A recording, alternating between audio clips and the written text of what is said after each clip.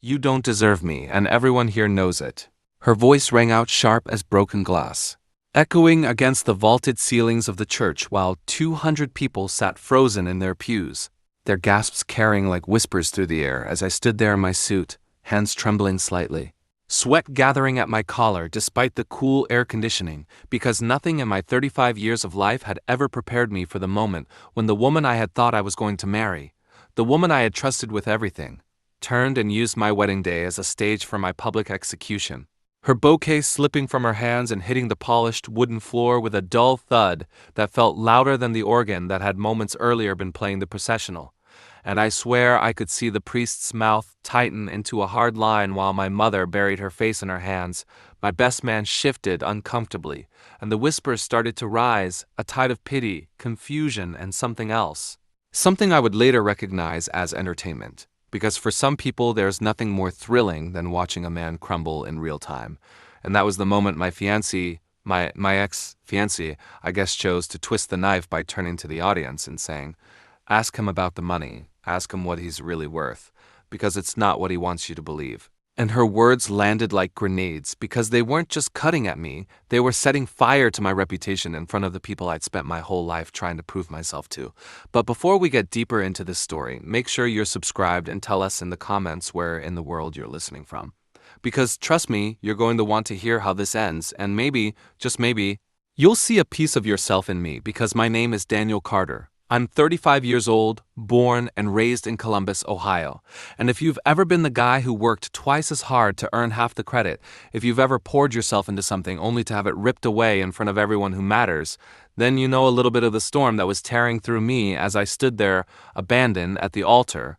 My heart breaking, but my mind already latching onto the one secret no one in that room knew I had. The card I'd been holding close to my chest for years, a silent weapon that, when the time came, would turn humiliation into history and betrayal into empire. But of course I couldn't show my hand yet.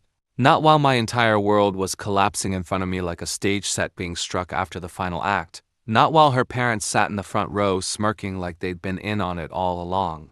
Not while her brother chuckled under his breath as if this were the punchline to some long joke. Not while my uncle whispered to my cousin that I should have seen it coming. And maybe they were right, maybe I should have seen the red flags. But hindsight is a cruel lens, because in the moment I had been blinded by love, by loyalty, by the belief that hard work and devotion were enough to guarantee security, when the truth is, and this is something I learned the hardest way possible, loyalty is only beautiful until it becomes leverage, and then it's just a chain around your neck. And there I was with the chain tightening as she lifted her veil and threw it onto the floor like it was nothing. Like our whole engagement had been nothing, like the ring on her finger was just another trinket in her collection, and the only sound louder than my heartbeat was the snickering from some groomsman I didn't even know that well. A college buddy of hers who looked at me like I was the punchline to his fraternity prank, and I wanted to scream, to tell them all the truth about who had paid for this wedding, who had covered the down payment on the house her family bragged about, who had been covering her car lease when her boutique business struggled, but I didn't. I stood silent. Because sometimes silence is the only thing you can hold on to when every word feels like gasoline on a fire. And in that silence, my eyes fell on the small silver flask in my best man's pocket, the one I had gifted him during college graduation, engraved with the words, "Earned, not given." And in that instant, it hit me, that flask, that phrase. That symbol of everything I believed in would become the motif of my life. The one anchor I'd carry into the storm ahead, because even as I was being torn down, humiliated in front of everyone who mattered, I knew deep down that revenge wasn't going to come from shouting or clawing back scraps. It was going to come from building something so massive, so undeniable, that every one of them would choke on their own laughter. And that thought, that flicker of steel in my chest, was enough to keep me standing upright as she walked out of the church, leaving me with nothing but whispers and pity stares, but also with the seed of an empire no one could yet see. The silence after she left was the kind that eats through you, the kind you can't fill with small talk or polite nods. And I remember just standing there at the altar, looking out at a sea of half-familiar faces, coworkers who had flown in from Chicago, college friends I hadn't seen in years, relatives who never called unless they wanted something, and all of them staring at me like I was some tragic headline. Like they couldn't wait to tell this story back home, and I thought about how quickly a man's image can shatter, How years of grinding, hustling, showing up early and staying late at work, years of buying gifts for holidays I couldn't afford, years of planning this future, all of it could evaporate in the span of 60 seconds of public humiliation. And I felt my throat tighten because more than losing her, I had lost control of the narrative of my own life. And in America, that's everything. Because it doesn't matter who you are, it matters who people think you are. And right then they thought I was a fool, a man left at the altar, a man not good enough. And worse than that, they thought I was broke because she had planted that doubt in their minds with her final line, that question about what I was really worth. And once you plant a seed like that in a crowd, it grows like wildfire, twisting in every conversation, every whisper, until it becomes truth. And I felt like my entire identity was being rewritten in real time. And then my mother stepped up to me, put a shaky hand on my arm, and whispered, "Danny, let's just go home." And for a second I almost crumbled into the safety of retreat, but something in me resisted, something stubborn, because I remembered what my father used to say before he passed: "Never let them write your story for you, son. You pick up the pen and you fight for it." And though I'd rolled my eyes at him back then, now those words felt like lifelines. And I forced myself to stand tall, to give a half smile that probably looked more like a grimace, and to walk out of that church with my head high, even though my insides were ash. And outside in the parking lot, the summer heat wrapped around me like punishment, the blacktop shimmering, the limo waiting like a relic of a day that had just died, and the photographers were still there, snapping pictures as if they hadn't noticed the disaster inside. And I wanted to shove their cameras away, but instead I just waved them off and climbed into my car, because the limo was pointless now, the whole pageantry was pointless, and I sat behind the wheel, gripping the steering wheel so hard my knuckles turned white, staring out at the line of SUVs and minivans filled with guests leaving early. And that's when my phone buzzed, a text from her. From Rachel, and I almost didn't look, but curiosity is a poison, and I opened it, and the message was short, sharp. "Now they all know who you really are." No apology, no explanation, just a blade to the gut. And I sat there thinking about how much effort I had put into protecting her reputation, covering her debts, even helping her parents with their mortgage when they fell behind last year, because I believed that's what family meant. That's what loyalty meant. And now she had twisted it into a weapon against me. And I swear I laughed, not because it was funny, but because there's a point where the absurdity of betrayal is so staggering that laughter is the only sound your body can make. And as I drove away, I realized something important, something I would carry into the empire I would one day build. People don't betray you for the reasons they say. They betray you for the reasons they never admit. And the surface excuse is just camouflage for something darker, something rooted in jealousy, resentment, or fear. And I knew Rachel's public humiliation wasn't really about me not being good enough. It was about me being too much, too ambitious, too willing to climb higher than she or her family ever thought I deserved. And rather than risk being outshined, she burned me down. But what she didn't realize was that fire doesn't just destroy, it forges steel. And I was about to become harder than I'd ever been.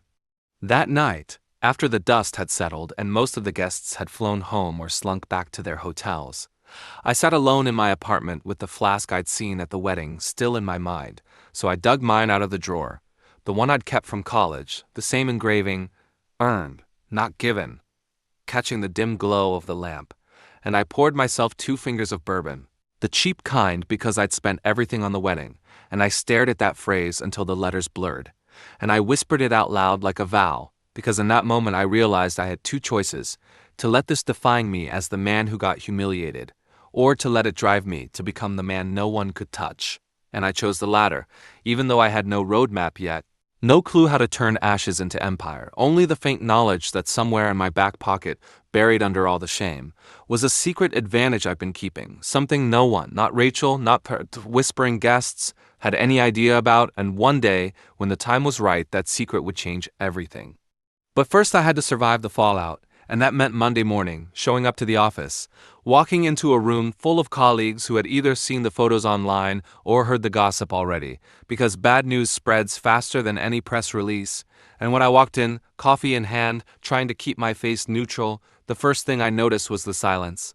That awkward hush when you step into a room, and everyone pretends they weren't just talking about you, and then one guy muttered under his breath, "Tough weekend, huh?" And a few chuckled. And I realized that in the span of 2 days I had gone from being respected in my department to being pitied, and in some ways, pitied is worse than hated. because pity strips you of dignity. It makes people see you as less than them. And I wasn't going to live in that shadow forever.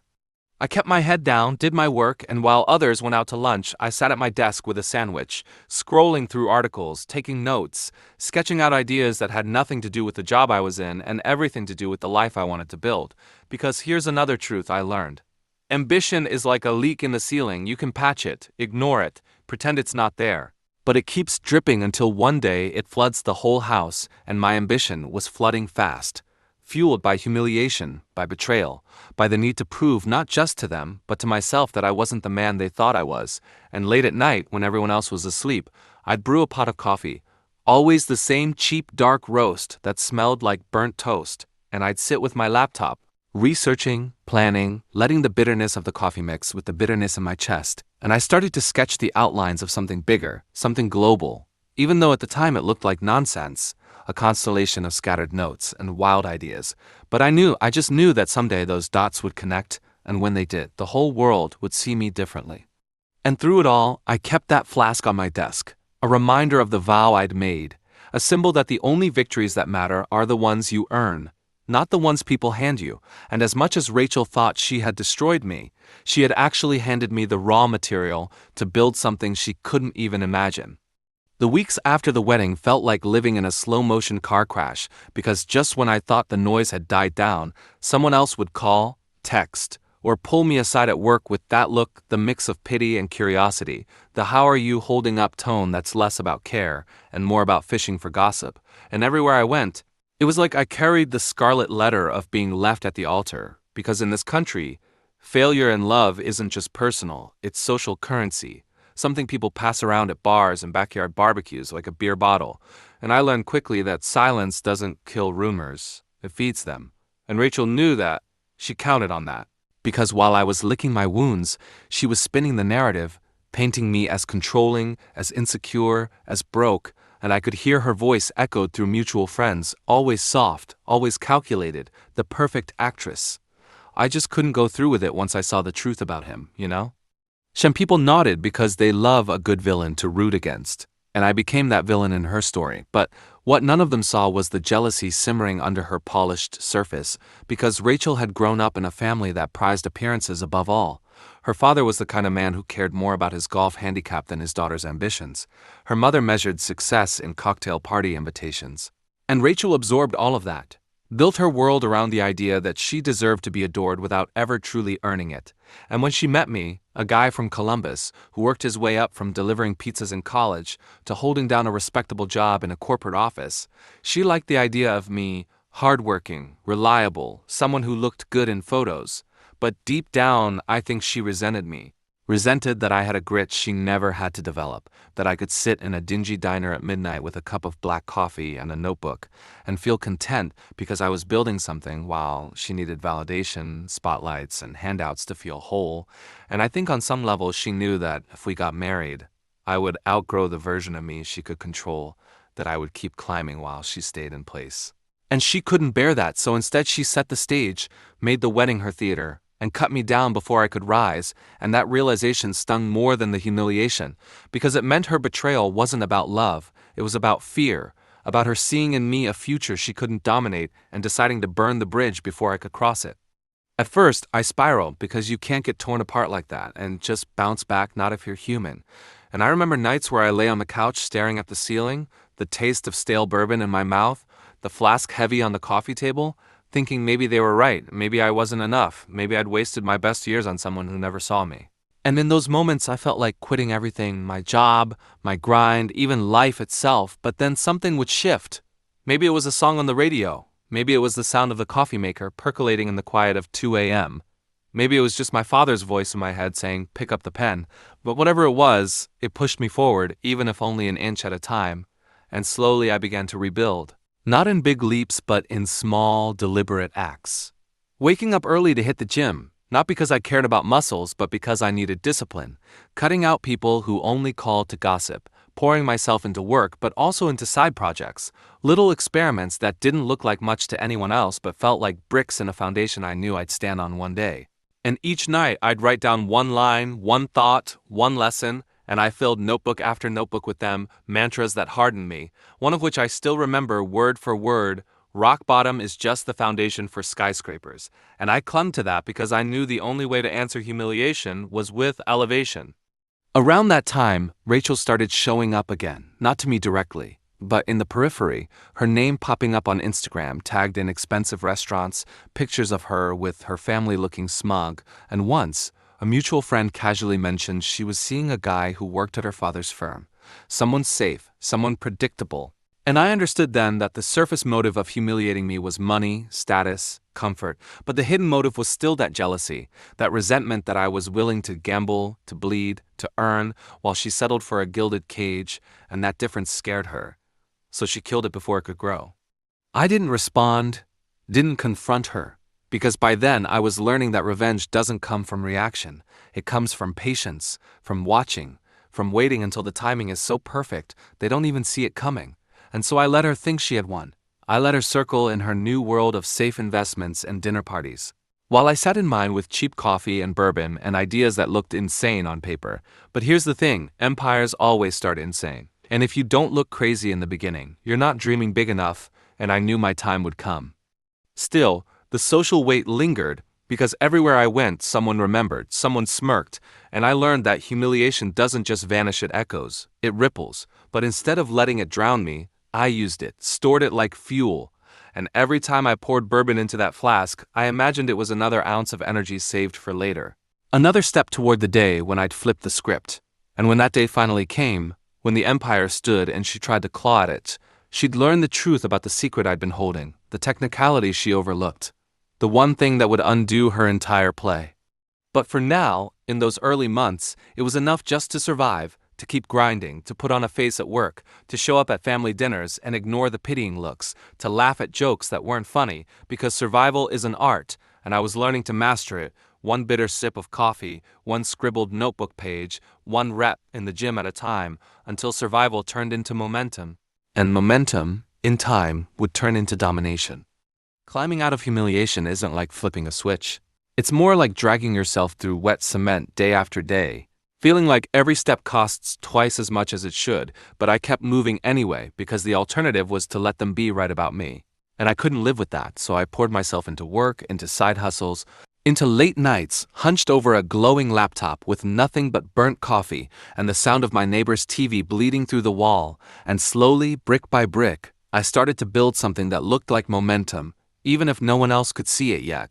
And I think that's what saved me. Not big flashy victories, but the discipline of small wins, like the first time a freelance project paid enough to cover rent. Or when I found a way to flip a small online investment into a few thousand extra dollars. Or when I realized I'd gone a whole week without feeling the ghost of Rachel's laughter in my head. And it was in those moments that I began to see the outlines of something larger, a framework for the empire I would one day own, even if right then it was still just scribbles in a notebook and restless energy in my bones. But life has a way of testing you the moment you start to rise, and sure enough, she reappeared, not in person at first, but in whispers, in her shadow moving across my world like a cloud, because Rachel had a talent for timing, and just when I thought I was starting to breathe again, I heard from a coworker that she'd been at a bar downtown telling anyone who'd listen that I was obsessed with money. A workaholic, the kind of guy who'd rather check his stocks than kiss his fiancée, and people laughed, bought her drinks, ate up the story, because nothing entertains quite like watching someone fall and then making sure they stay down. And I knew I couldn't fight that narrative directly, not yet because anything I said would sound like defensiveness, so I kept quiet, kept building, even as the whispers circled. That was the emotional whiplash of that season, feeling the rush of a small victory. Then the sting of another rumor, then the rush again, then the sting like riding a roller coaster blindfolded. But through it all I had one ritual that grounded me. Every night before bed, I'd take the flask from my drawer, pour one measured shot of bourbon, and stare at the words, earned, not given, letting them burn into me, because I knew those 4 words were my compass.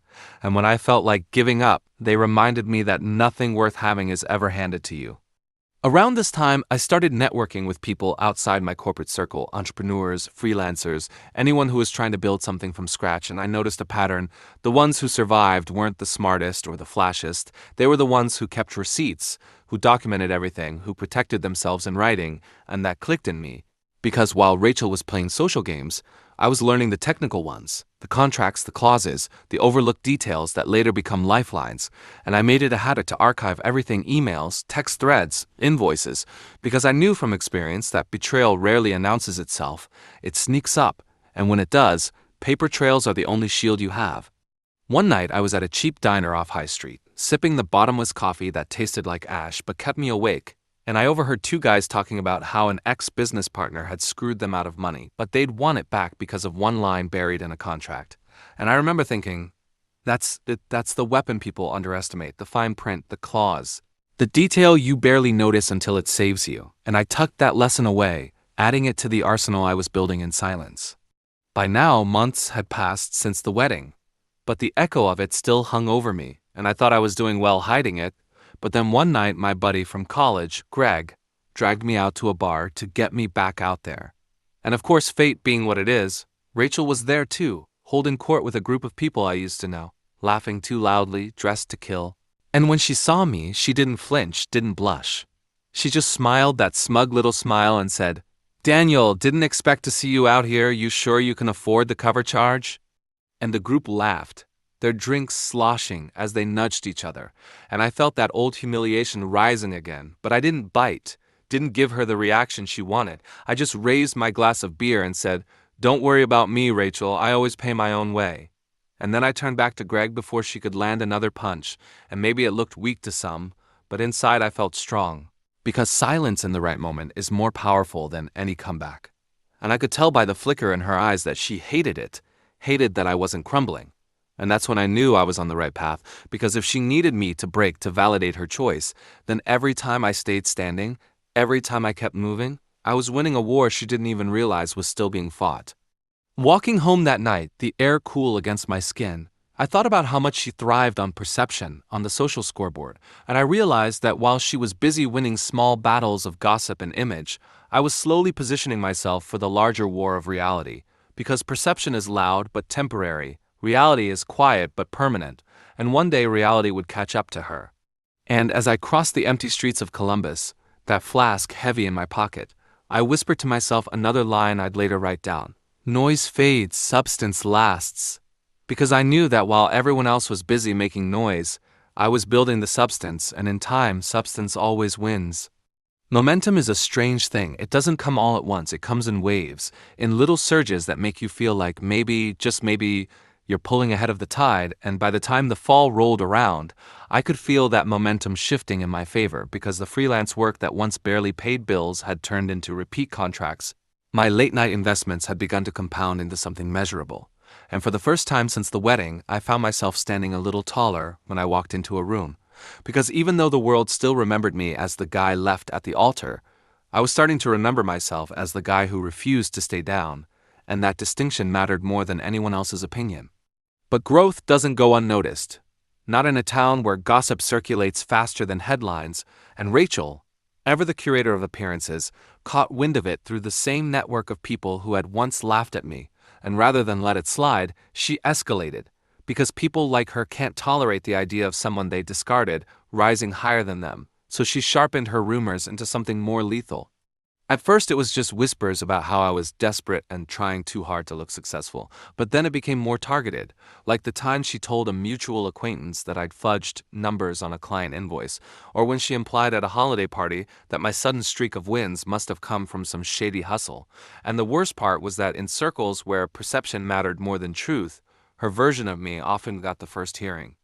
That was the emotional whiplash of those months, landing a new contract on Monday, only to hear by Wednesday that someone had pulled back from working with me because of concerns they couldn't quite articulate.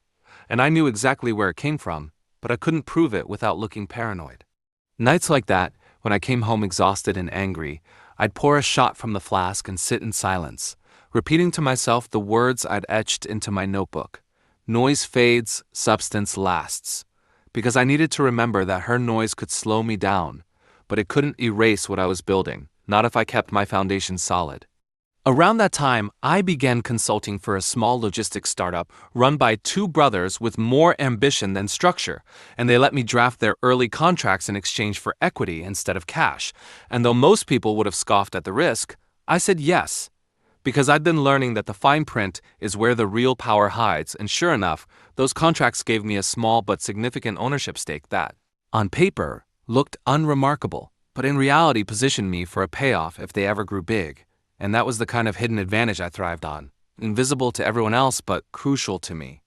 Meanwhile, Rachel's attempts to tarnish me grew bolder once. She even called a client of mine directly, pretending to be a concerned friend, who just wanted them to know that I wasn't as stable as he looked. And though the client brushed it off, he still mentioned it to me in passing, and I'll never forget the way my stomach nodded at the realization that she was willing to interfere with my livelihood directly. But instead of lashing out, I doubled down on the things she could never touch. The discipline of keeping receipts, the habit of documenting every agreement, the quiet focus of reinvesting every dollar I didn't need into something that could grow. And there were nights I felt like I was living two lives. The public one, where I smiled through the whispers and pretended not to hear the jokes, and the private one, where I sat hunched over my laptop at 2 a.m., coffee cold beside me, spreadsheets glowing like battle plans, and in those hours I felt a sense of control that the public world could never grant me. One evening, after a particularly draining day where I lost a potential investor because of questions about my reputation, I took the flask out onto my apartment balcony, the city lights stretching like a constellation of promises, and I told myself, patience is the sharpest blade, because it cuts when they least expect it. And I wrote it down, knowing that one day that patience would turn into the very thing that undid Rachel and anyone else who underestimated me.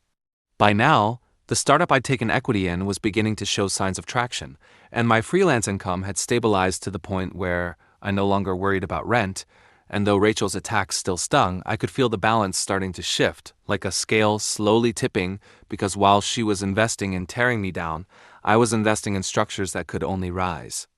And what no one knew, not her, not even Greg, who I trusted more than most, was that I'd begun laying the groundwork for something bigger than freelancing or side gigs. I was researching acquisition law, buried in books and forums late at night, teaching myself the mechanics of leverage, because I had a hunch that the future wouldn't be about playing small, it would be about playing smart. And if I could learn how to move pieces others ignored, then when the moment came, I'd be ready. That was the season of paradoxes, of losing battles in the short term while quietly preparing to win the war, of being underestimated while secretly arming myself, of watching Rachel get applause in public while knowing she was eroding her own credibility in ways she couldn't see because people who live on gossip eventually drown in it. And even as her laughter echoed in my ears sometimes, even as her whispers blocked doors I was trying to open, I kept telling myself that the loudest person in the room is usually the weakest, and if I could outlast the noise, I'd inherit the silence that followed. The breaking point came not with a whisper, but with a spectacle, because Rachel had never been content with subtlety, and when she sensed that her rumors weren't enough to slow me down, she orchestrated something bigger, something meant to finish me in one stroke, and it happened at a gala that winter. One of those glittering events where half the city's entrepreneurs gathered to drink champagne and boast about their projections, and I had been invited through a client who thought I might make connections. I walked in wearing the only tailored suit I owned, feeling for once that I belonged in the room, but within an hour the air shifted, because Rachel arrived on the arm of a prominent investor I had been courting, and she made sure to parade him past me, whispering something in his ear that made him laugh before they clinked glasses in my line of sight, and then she did what she always did, performed. At one point, as the investor mingled near the stage, she pulled me into a casual circle of guests and said, with the kind of sweet venom only she could manage, "It's brave of Daniel to be here tonight after all. Not everyone can bounce back after being abandoned at the altar. Some people would have given up entirely." The group laughed nervously, half with her, half at me, and though I forced a smile, the heat in my chest felt like fire. But she wasn't done. She leaned in closer, lowering her voice just enough for the group to still hear, and added, "I suppose desperation fuels some people, though I'd be careful investing with someone who gambles as recklessly with contracts as he does with relationships." That was her strike, the insinuation that I was not only unstable but untrustworthy in business, and she delivered it in front of the one investor I had been trying to land for months. I saw the man's expression harden, and by the end of the night, he politely told me his firm had decided to go in another direction. I left that gala with my fists clenched in my pockets, rage coiled so tight I thought it would consume me, and when I got home I unscrewed the flask and nearly drained it, pacing the apartment like a caged animal. But when the anger burned itself into exhaustion, I sat at my desk, opened my ledger, and stared at the numbers until I calmed down, reminding myself that while she could sabotage opportunities in the open, she couldn't touch the equity I already owned, the contracts already signed, the strategies already buried deep in the foundations of my work. And though her laughter haunted me that night, I turned it into fuel, writing another line in my notebook. Noise destroys moments, but structure outlives noise. And I underlined it 3 times because I needed to remember that my empire, though invisible for now, was being built one brick at a time, out of sight, beyond her reach. The weeks that followed were heavy with fallout. Calls went unanswered, deals stalled, doors closed that I had thought were open, and I knew Rachel was behind most of it. But I bit my tongue, said nothing publicly, and let her believe she was winning, because the truth was, her very boldness was starting to chip at her reputation. People smiled at her in public. Yes, but I heard in whispers that some were growing wary of her theatrics, of the way she seemed to relish tearing down others. And meanwhile, the startup I'd invested in quietly announced a regional partnership that tripled their valuation overnight, which meant my little equity stake, invisible to her and everyone else, had just multiplied in worth. And though I didn't celebrate loudly, I marked it in my ledger like a general noting a new battalion arriving on the field. It was in that season that I realized the war wasn't going to be won by clashing with her in the open. It would be won by letting her dance in the spotlight while I stacked shadows into fortresses. And one day, when the curtain fell, she'd realized too late that the stage beneath her feet had already been pulled apart plank by plank. By the time winter ended, she was louder than ever, basking in the illusion of dominance, convinced she had erased me, and I, on the surface, looked diminished, scarred by her sabotage. But beneath that surface, the trap was tightening, the pieces aligning, and though she didn't know it, the storm she thought she controlled was already shifting, and its eye was moving steadily toward her. By the time spring rolled around, the world thought I was still staggering from Rachel's blows, still licking wounds in the shadows. But what no one saw was that the very shadows she forced me into had become the soil for something larger. Because while she chased the spotlight, I had been burying seeds that were finally pushing through the surface, and the first sprout came quietly, without any fanfare, in the form of a small tech firm I had backed when no one else would touch them. They announced a pilot partnership with a Fortune 500 company, and overnight their valuation spiked, which meant my modest equity stake ballooned into something far more substantial, and though I didn't post about it, didn't brag, I walked into my apartment that night and allowed myself a rare smile, because I knew this was only the beginning. Meanwhile, Rachel's voice was everywhere, her face on social media, her laughter echoing in the same circles that once courted me, and she leaned into her performance harder than ever, mocking me in passing comments, dropping barbed anecdotes at dinners where I wasn't present, always careful to make her cruelty look like charm. But I noticed the way certain people's smiles grew thinner when she entered the room, the way some investors began to excuse themselves earlier as if they were tired of the show, and I filed those details away like pins on a map. Then came the deal that shifted everything. A logistics startup I had backed early on quietly, anonymously closed a massive Series B round, and because I had never sold my shares, my stake suddenly became worth more than anything I had ever imagined owning. Enough that for the first time I realized I wasn't just surviving anymore. I was building an empire, brick by brick, one contract, one silent equity stake at a time. And the knowledge gave me a kind of cold clarity I hadn't felt since before the wedding day. I began to move differently.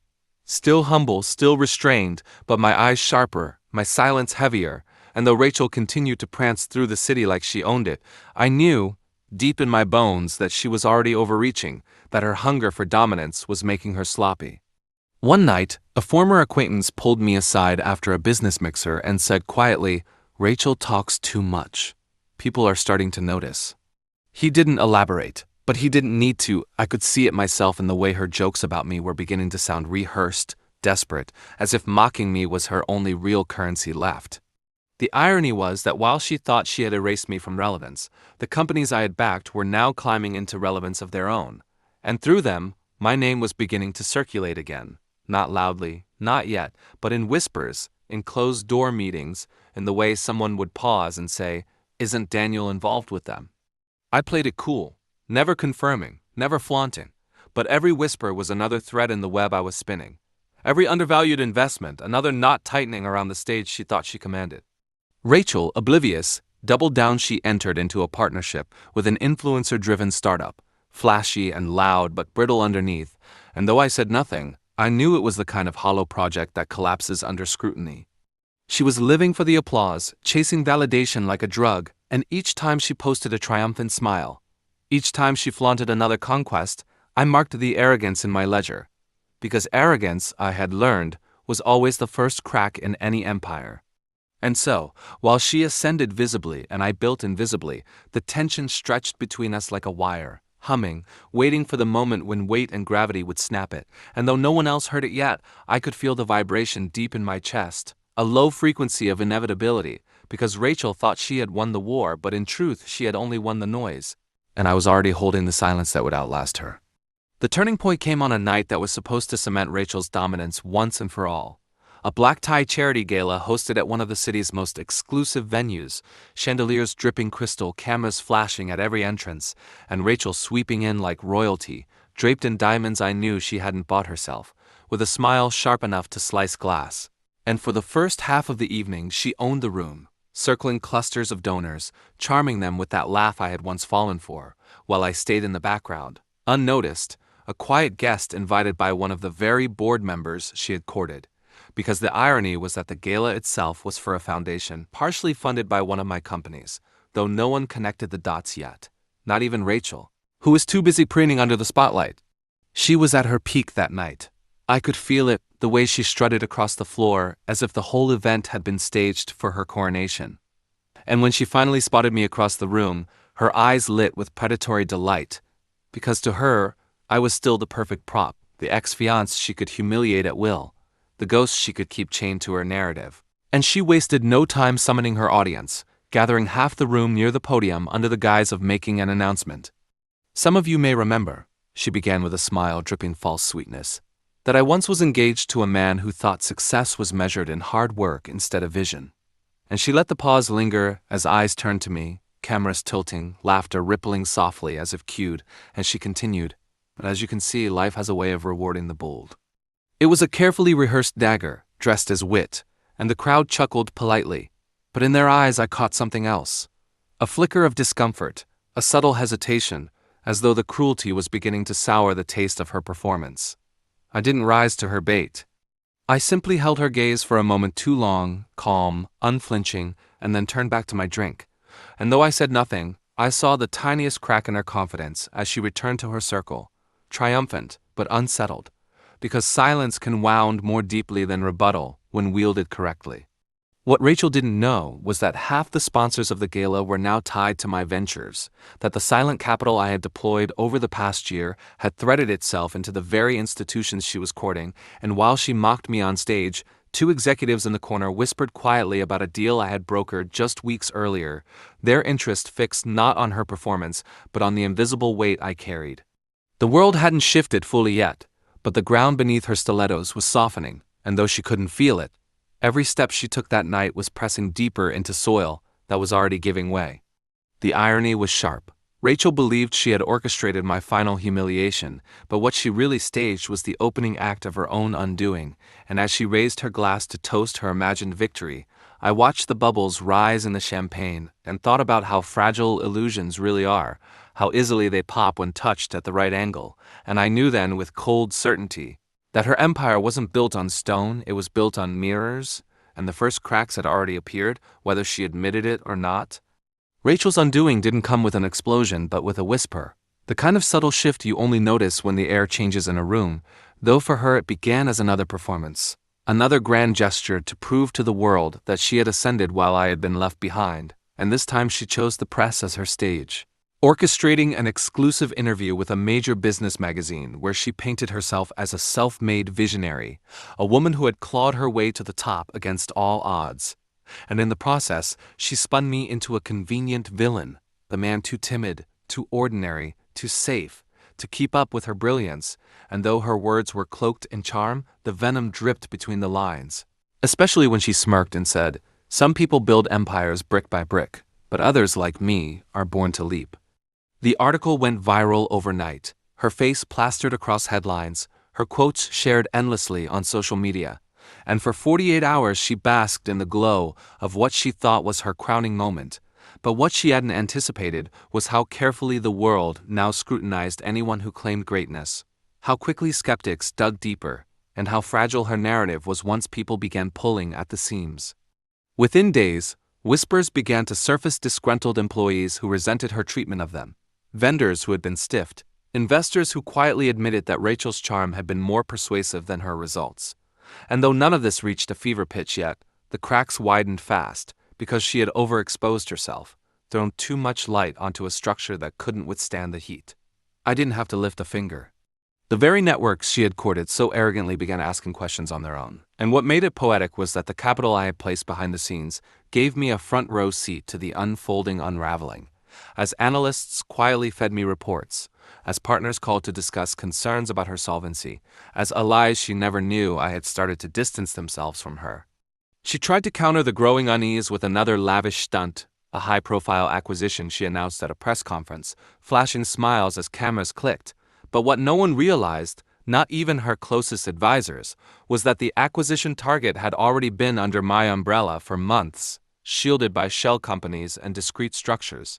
And when the deal fell apart in spectacular fashion, lawyers citing unexpected conflicts of interest, regulators suddenly taking a keen interest, the headlines turned from admiration to doubt, the praise curdling into suspicion almost overnight. Watching Rachel flail publicly was surreal, like watching a magician who had built her act on misdirection suddenly perform under harsh fluorescent lights where every trick looked clumsy and every gesture desperate. And still she clung to the facade, insisting in interviews that she was untouchable, that setbacks were temporary, that visionaries always faced resistance. But her eyes, when caught by the camera in unguarded moments, betrayed the first flicker of fear. That fear was the sound of the noose tightening, though she didn't recognize it yet. And as I sat alone in my office late at night, the city skyline glowing beyond the glass, I thought about how strangely inevitable it all felt, how her need to humiliate me had sown the seeds of her own humiliation, how her empire was collapsing, not because I struck at it directly, but because she had built it on air, and all I had done was let gravity do its work.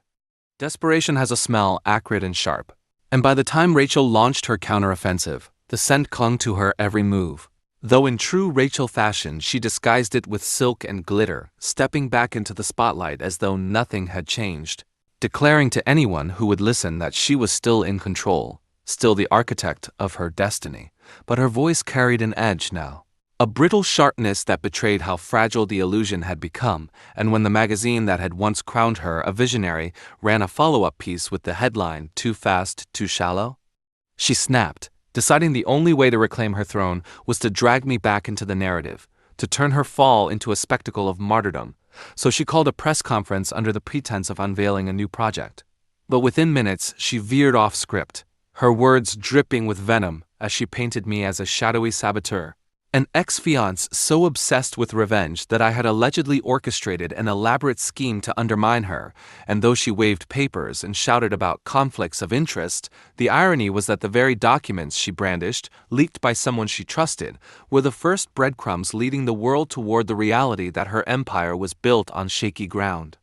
Cameras clicked furiously, the crowd murmured, and by the time the footage hit the networks that evening, Rachel had become a caricature of herself, wild-eyed, defiant, framing herself as David against my supposed Goliath, except the public wasn't buying it anymore. The investors weren't buying it, and behind the scenes I no longer had to sit in silence because the time for invisibility was ending. For the first time in years, I allowed my name to reappear, subtly but unmistakably, not in tabloids or gossip rags, but in financial pages, quiet announcements of investments, partnerships, expansions, all under my banner. And each time my signature surfaced, it was like a quiet thunderclap that reminded those watching that I had not been destroyed, that I had not even been bruised. And when Rachel saw the headlines linking my empire to markets she once thought she controlled, her fury boiled over into recklessness. She filed lawsuits frivolous, sprawling, grasping at anything that might stick, but each was dismissed with swiftness that left her scrambling. And worse, in the filings she made, she unwittingly disclosed information that further damaged her reputation, admissions that revealed how careless she had been with contracts, how poorly she had managed her supposed fortune. I didn't gloat, not outwardly, but inside I could feel the symmetry tightening, the balance of humiliation swinging back toward her, because every move she made to hurt me only deepened the crater beneath her own feet. And as the city's whispers turned into headlines, as whispers about bankruptcy began to replace whispers of brilliance, I knew that the climax was drawing near. That the time had come not merely to survive her attacks, but to stand directly in the light to show her and the world just how far ahead I had been all along. The breaking point came not with a bang, but with a boardroom silence so heavy it seemed to press against the glass walls. The kind of silence that only exists when people suddenly realize the person they've been following has no ground left beneath them. And Rachel, who had built her empire on charm and audacity, walked into that silence wearing her trademark smile, only to find that no one returned it because the numbers were now undeniable. The partnerships she bragged about had dissolved. The funding streams she boasted of were dry, and the private reports circulating in the very hands of those investors painted a picture of insolvency, of fraud, of a house of cards trembling at its base. I wasn't in that room, but I didn't need to book. My presence was everywhere in the documents, in the quiet acquisition of companies she once courted, in the sudden stability I had injected into markets she relied upon, and in the legal filings that arrived that morning, each bearing my signature and the seal of federal regulators, who at last were ready to probe the irregularities Rachel had hidden beneath layers of spectacle. She tried to speak, to spin, to dazzle, but for once the room was immune, the faces of those who had once applauded her now blank, their patience exhausted, and when she raised her voice to call me a vulture, a parasite, the irony was too thick to ignore, because what none of them knew until that very moment was that the very seed money she had used to launch her empire years ago had come from me. Through shell companies I had quietly set up, and that clause buried deep in those contracts, a clause she had never bothered to read, gave me the right to call back those funds if certain conditions were triggered, conditions that her reckless lawsuits and public slander had activated in full. Watching her face when that revelation landed, broadcast through leaked memos, amplified across financial media, was like watching a mirror crack in slow motion, her entire persona fracturing as she realized that her empire had been mine all along, that her throne was rented property, and that the man she thought she had humiliated and erased had been standing just beyond her field of vision, biding his time. Reporters swarmed, headlines screamed, and Rachel's name, once a synonym for genius, became a cautionary tale overnight. Her every appearance now dissected not for glamour, but for signs of collapse. And though she tried desperately to claw her way back, firing off statements, hiring new advisors, begging for investor patience, the tide had turned so completely that nothing she touched held weight anymore. For me, there was no need for theatrics, no need for speeches. I let the machinery I had built speak for me. The empire she thought she stole now, revealed as a mere tributary feeding into mine. And as regulators moved in, as lawsuits mounted, as even her most loyal allies abandoned ship, Rachel was left alone in the center of a stage she had once dominated. The applause gone, the lights dimmed. Forced to reckon with the truth that the altar she had abandoned me on was now the metaphorical altar of her own downfall, and that the vows she mocked that day had been rewritten in another language, entirely, one of patience, foresight, and justice. In the end, it wasn't the lawsuits, the collapsing stock price, or the parade of burned investors that finally broke Rachel. It was the realization that her name, her face, her carefully crafted legend no longer belonged to her, because as the dust settled and journalists dug deeper, they discovered that I had quietly acquired every major trademark tied to her company during the fire sale she never saw coming. So that every mention of her once gleaming brand now redirected to me, every logo, every slogan, every legacy piece of intellectual property, folded seamlessly into my empire, leaving her not only stripped of wealth, but erased from the very things she thought immortal, her name reduced to a footnote in legal filings and academic case studies on hubris.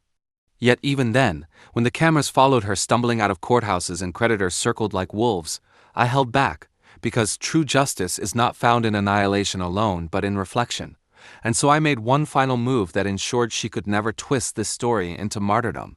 I donated a vast portion of her seized assets to scholarships for young women in business, programs that would forever tie her disgrace to the opportunities of others, so that every future headline about Rachel's fall carried with it the echo of lives rebuilt from her ruins, and that irony cut deeper than any courtroom defeat ever could. Still, the double twist lay not in her destruction but in the truth revealed about me, a truth I had hidden even from those closest to me. that the empire I built in the shadows was never just about money or revenge.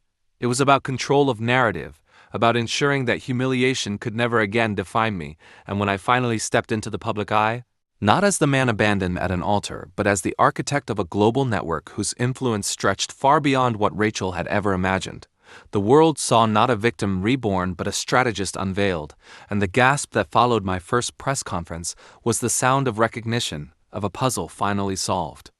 Rachel watched that broadcast from the corner of a near-empty apartment, her face pale in the blue light of a television, and though I will never know the exact thoughts that crossed her mind, I like to think she understood in that moment that the altar she had once left me standing on had become the stage of her own undoing, and that the vows she mocked were fulfilled in a different register, one where patience replaced promises and justice replaced love. I didn't gloat, I didn't point fingers, because revenge at its coldest requires no explanation. It simply exists as fact, a shift in the world that cannot be undone. And when I walked away from that chapter, leaving Rachel to the shadows of her own making, I felt no triumph, only a quiet symmetry, as though the universe itself had balanced its scales. And I realized that was enough, that the man who once stood humiliated in front of family, friends, and God had not only survived, but written the ending himself. An ending that ensured Rachel's legacy was not the empire she stole, but the empire I reclaimed. And the silence that followed was not emptiness, but peace. If this story resonated with you, please give it a thumbs up and subscribe. It helps us share more true stories like this.